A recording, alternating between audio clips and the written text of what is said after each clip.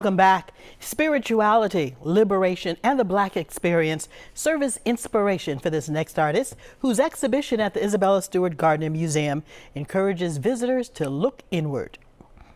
I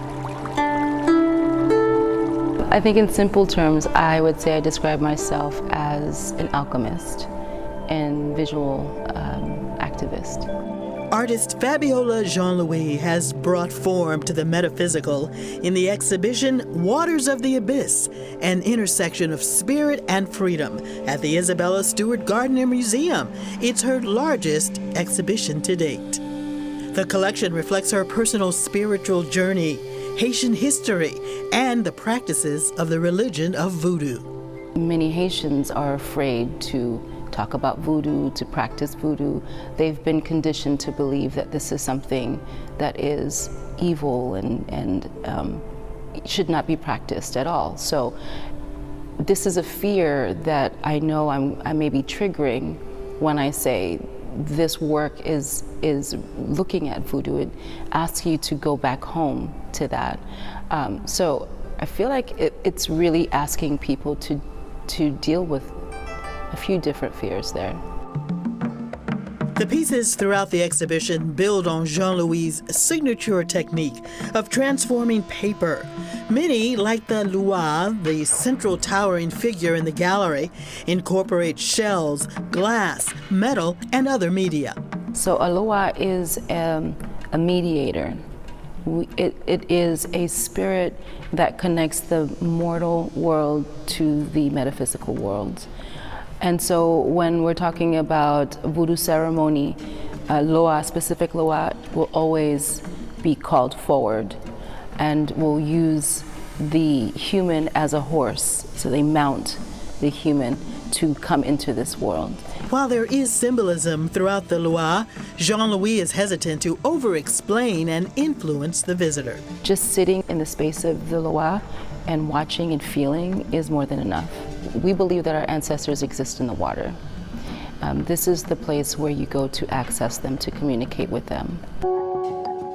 This is the last piece that I created in the collection. It is the Entry to Heaven, number 4. This detail of shells and building spaces that look like they existed underwater. Each of Jean-Louis' pieces is a portal, but not necessarily to transport you to another place.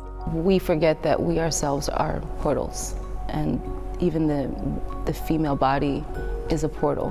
Babies develop in water through the mother's womb.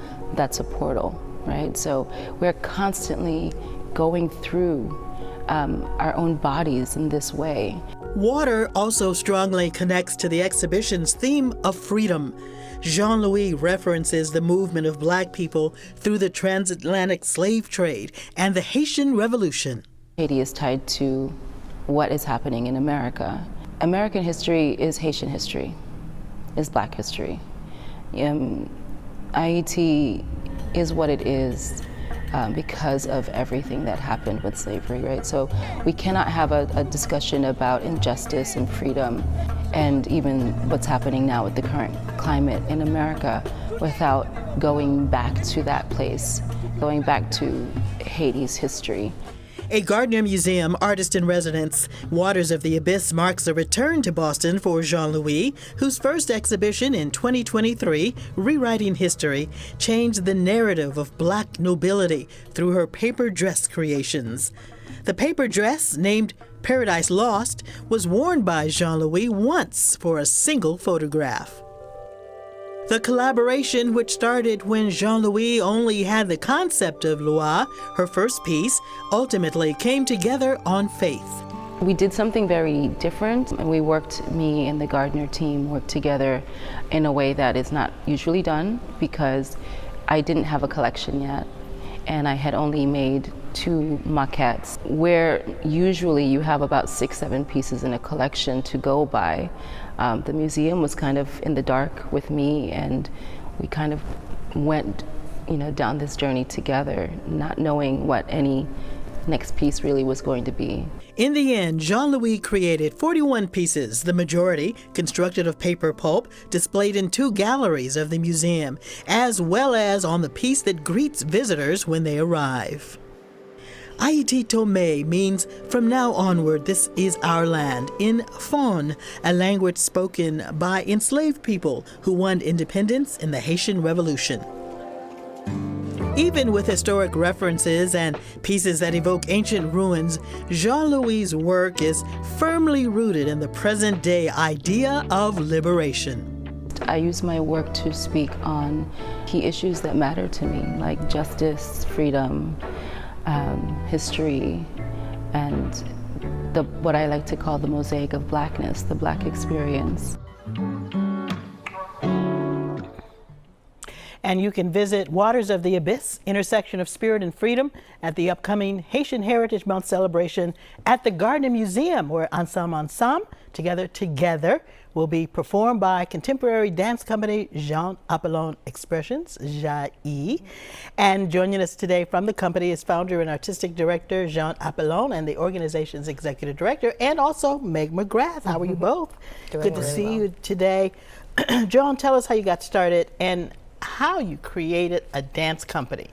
I got started dancing because I come from Haiti, where I saw a lot of craziness and violence, and dance was the only medium where I could really be myself and connect with others. And when we started this project, it's when I went back to Haiti after living here for 10 years, and I went back to Haiti around 2001. And I saw there were no kind of programming in Haiti anymore, and no kind of activity for summer program for kids. And 2006, we started to do our summer program in Haiti. And after that, from that summer program, I met Megan one time. We came to my dance class in Cambridge at the dance complex. And she said, "You should start a dance company here." I'm like, "No, I'm living in New York. There is no way I'm gonna be doing this in Boston." And she said, "You should really think about it." And I think after a few years of doing few gigs here and there in Boston, and we started our nonprofit in 2013. And that's the time the company's starting to take off. Okay, so how did you get involved? I met Jean in 2010 at the Dance Complex in Central Square, Cambridge, in his Horton Modern class, which is a really technical class that I took religiously every week. And he said, "You have to try out my Haitian folklore class on a Saturday." And so I went into Studio 3, and I walked in and I saw 10 drummers, saxophone player, and almost 100 dancers in the room. And I was like, what is this? And after taking that one class, I went back to him the next day and said, "You have something amazing, and you need a company." And you are and he did. He thought I was crazy. And here we are. We really made it through the pandemic together, grew, and now we're opening a dance studio in Nubian Square, Roxbury. So you saw the vision, and I want you to tell us, Jean, what is Haitian folkloric dance and what is Traka? Haitian folkloric dance is really a rooted ancestral dance that really been around for centuries. And for me, I think that dance really helped me to understand my country of Haiti and also who I am. And I think for me, that helped me to continue to create major work as Traka, as you mentioned, that we did record this documentary at the Gardner Museum during COVID. And Traka really is when I wanted to talk about mental illness. How mental stress that I was, and many other folks that I've seen around the world dealing with the same kind of trauma that I witnessed in Haiti. And I wanted to share about Traka. And when I said to the dancers, I think I would like to do this project, and most of the dancers were like, "We're not trying to be that vulnerable." So I think really from Traka, I start to really know my dancers even more. And everybody who worked on that project really helped me a lot to share my trauma. And in a sense that people could really understand, and in a sense that I didn't have to really feel ashamed about being traumatized. And dance is liberating. So Very you were much so. liberating through the dance. Now, you both have been teaching children in Haiti and the Dominican Republic over Zoom and in person. Yes. What has that experience meant to you and the kids? Oof, it brings so much hope when often with the world shut down in a pandemic, we felt like where are we going to go? Yes. It also allows us to teach the whole child. So I come from early childhood background, and I felt that I could do a lot more outside of the classroom, and it's with Jaye that we are able to not only teach children but teach their families about real emotional connection, community growing together, and finding pathways to justice in community and through movement and music. Yes. Meg and Jean, thank you both for joining us Thank and you. for telling about this wonderful dance experience. So on Thursday, May 15th, Jean Apollon Expressions will present Ensemble Ensemble, Together, a performance celebrating Haitian culture and resilience. That's at Calderwood Hall at the Isabella Stewart Gardner Museum, and tickets are available.